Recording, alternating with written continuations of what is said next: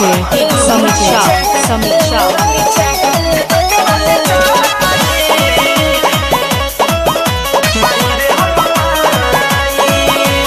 चाहिए गो दिल बहलावे वाली कोनो भी गोआ टिकटॉक चलावे वाली लड़की चाहिए गो दिल बहलावे वाली कोनो भी गोआ टिकटॉक चलावे वाली होके पता चाहे मोटे लामा होके चाहे छोटे ओकरे संग ले हम जिंदगी बिताई आई रे हो संग वाली चाहिए उहे लड़की चाहिए टिकटॉक वाली चाहिए माई रे हमर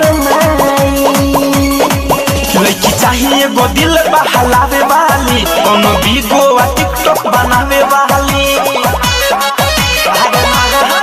लड़की चाहिए गो दिल बहलावे वाली कोनो भी गोवा टिकटॉक बनावे वाली होके पता चाहे मोटा लामा होके चाहे छोटा ओकरे संग ले हम जिंदगी बिताई माई रे हम कृष्णपुर टिकटॉक वाली चाहिए माई रे हम सुन रे माई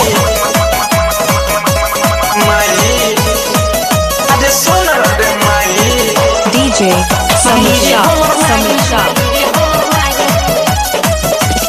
DJ Samit Shah उहे कमाई तो हम खाई बरे नौकरी करे कहीं ना जाई बरे अरे माई उहे कमाई तो हम खाई बरे नौकरी करे कबो ना जाई बरे वीडियो बनावे हम मन ललचावे बात दिला के तोरा से बताऊं माई रे हमर कृष्णपुर टके वाली चाहिए माई रे हमर नानी पता रखनी चाहिए माई रे हमर नानी समस्तीपुर समस्तीपुर